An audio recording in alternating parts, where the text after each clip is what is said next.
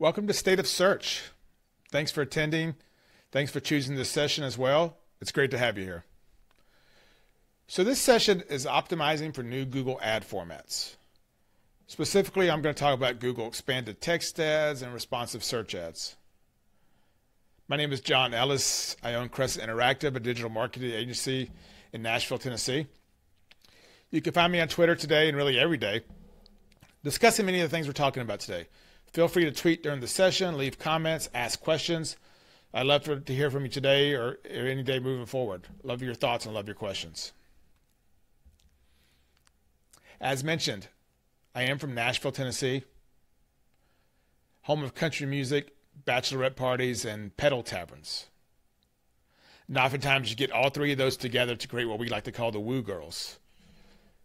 If you haven't been, it's really worth the trip. Not now, obviously, but eventually. When you do come, look me up, find me, come visit. We'd love to have you here, and I'd love to connect with you. So that's Nashville.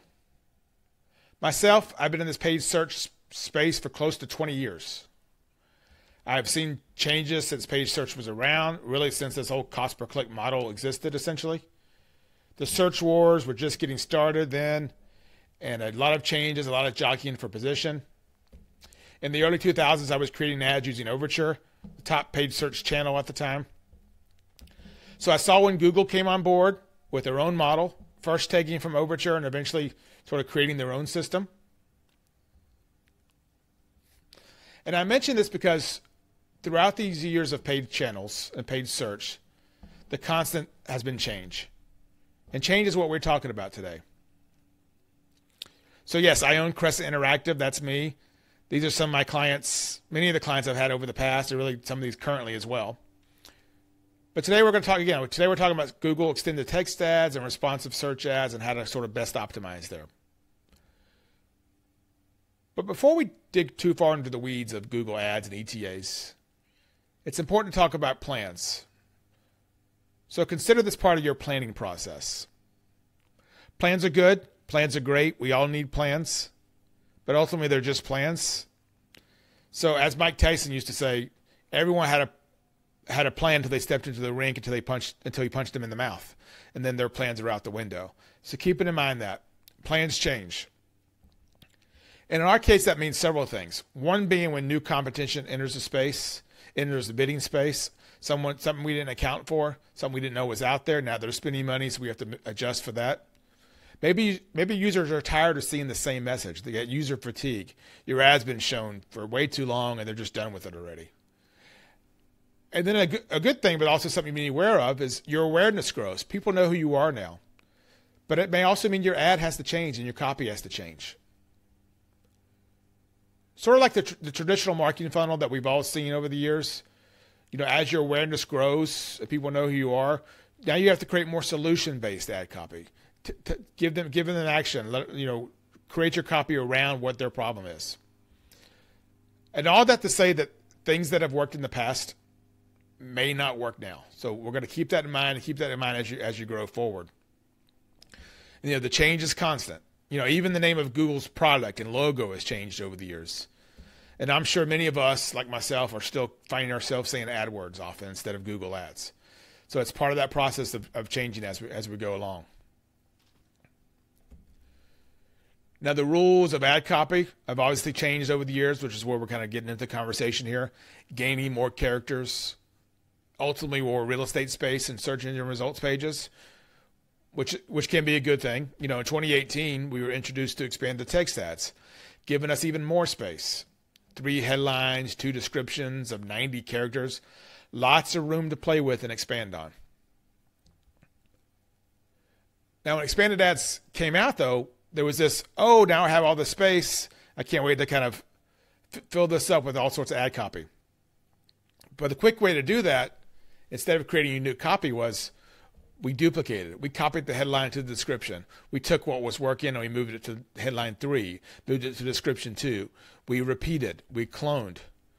And data has shown over and over again that does not pay off. But ultimately, this is where the difficulty comes in. Copy is hard. Unique copy is hard. But that's also what separates the good ads from the bad ads, taking that time to write that copy. Let's look at an example here. We're going to see more examples as we go along. Now, clearly the second ad ran out of ideas. It ran out of things to say. It also missed the opportunity to extend this message. You have all this extra real estate space and you're doing nothing with it. So that's another example of an ad really not taking example. And I see that all the time. People getting lazy with their writing. Take an ad and move it there and there and there. They're trying to fill up this space. Now, filling up that space is a key stopping point there. So let me kind of take a sidebar. It's important to note, as much as we talk about these expanded ads, they may not always be the answer. Now, simple ads could be your best performer. Look at your historical ads and see what's working for you. Older, shorter, direct ads may be the way to go. The data is going to tell you what works. Keeping in mind the maximum length, like the 90 characters we talked about, does not mean it's the minimum length. Remember, conversions matter to you. I assume in most cases, most of us, conversions matter. So often what Google thinks is thinking that the clicks matter. It may not be the same as you. We're going to get into sort of looking at those numbers in a few minutes, but know what your goals are. So we come back to the basics with ad creation. No matter the size, the messaging matters. That means having a strong call to action. This is nothing new. You've heard this said many times before. Having a call to action. Be wary of decision paralysis, by trying to do too much in your ads. This is important when you hear people talk about landing pages. You have your banners, your buttons, your call to actions. But it's also just as important when it comes to your ads, to kind of know what the goal is of each ad. Just because you have this space and you're trying to squeeze stuff in, don't try to do too much. And ultimately, remember your headline. Again, we have all this space, and as much space as you have and all the other headlines and descriptions, there's still nothing as strong as a good headline. Now, having that headline means anything after that should complement that message. So let's look at a good example. Well, rather, let's look at a bad example of a headline. There's really nothing here. There's a hint of a call to action in that description, but even that's very vague. It doesn't really tell the user what you want them to do. So keep in mind, your ads are so important, especially when it's a high competitive field, to stand out. So I mentioned several times that we have all this extra space now with ETAs, but it's not really the whole story. Ads are not what they seem. Often the text is not even seen. So you spend a lot of times writing and editing and creating this perfect ad, and sometimes it just doesn't matter. It just doesn't show. Now, part of that is just because there's different reasons to become that. Some of it's just Google being Google, and we can't account for that. But other times it's just because of the various screen sizes. So Google has to adjust for those screen sizes there. So that means your full ad may not always appear.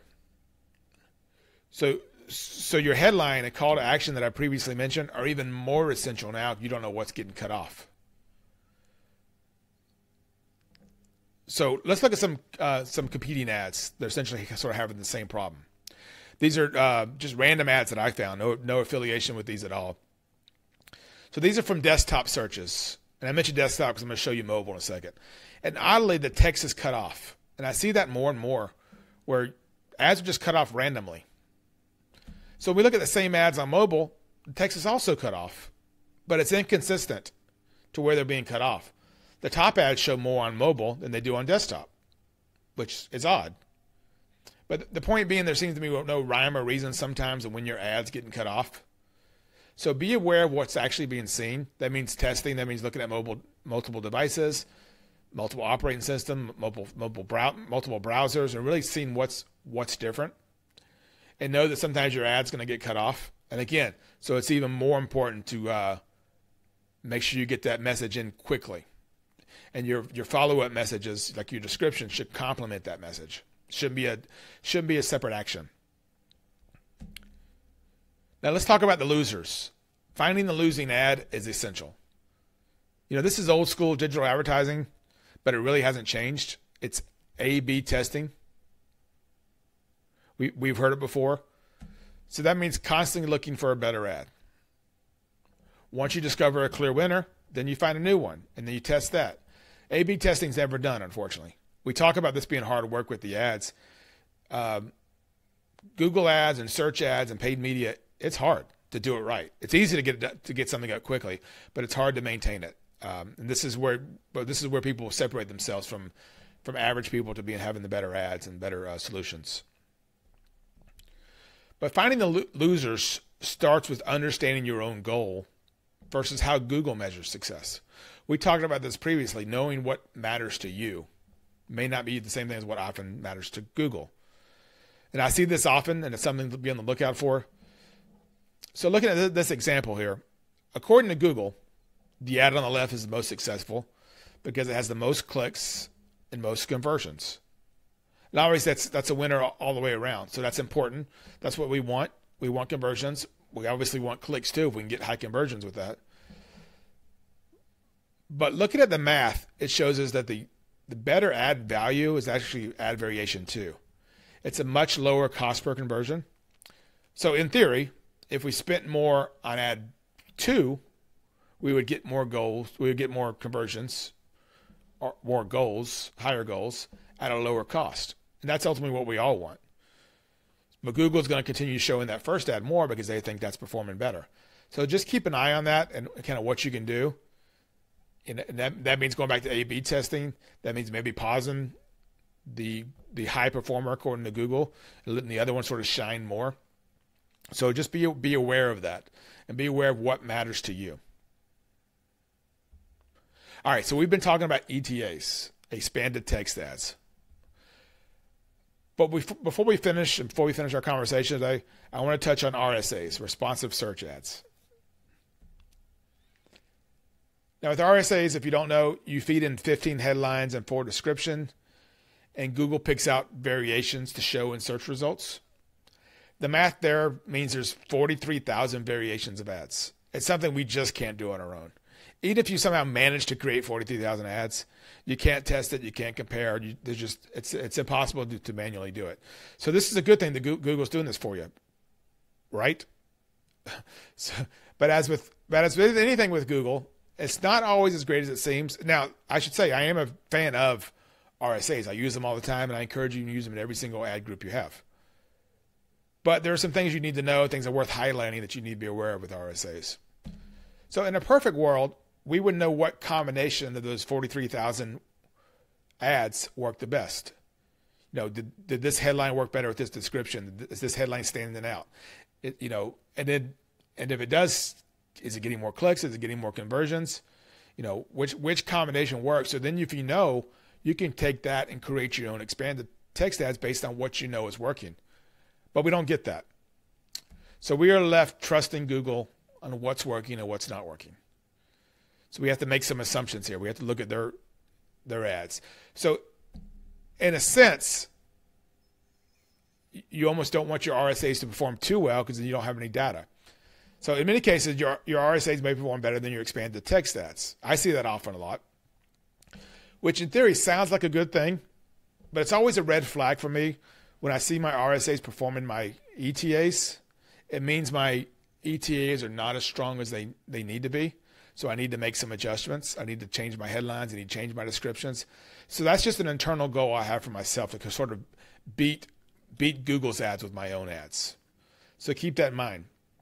And remember the RSAs to have headlines that can stand on their own, that make sense on their own. Because Google very well may choose the headline that you sort of just threw in the last minute that you didn't spend a lot of time on. So keep that in mind with RSAs. So let's recap a little bit here. Keep in mind, like anything in the Google ad space, things change often. But with the new ETAs, use that space you were given. That means clear call to action, strong headlines are still essential. And that's even more important than ever because as we saw, sometimes ads get cut off. We don't know what's going to be seen and what's not going to be seen. Responsive search ads have to sort of follow those same rules. But again, keeping in mind, you almost don't want your RSAs to perform too well. You don't want them to perform better in your extended text ads because that means you need to do some work on your ETAs. So keep in mind that you may see great numbers, it may look good, but that sort of tells me there's a red flag there to be on the lookout for. So that's some tips there with these larger Google ad formats. I hope these help you. Hope these kind of lead you in the right direction. As mentioned, you can find me on Twitter if you have any specific questions. I'm happy to help you out. I'm happy to dig further, or at least point you to some resources. Again, you can find me at John W. Ellis. Thank you so much for attending. Thank you so much for being a part, and enjoy the rest of State of Search. Thank you.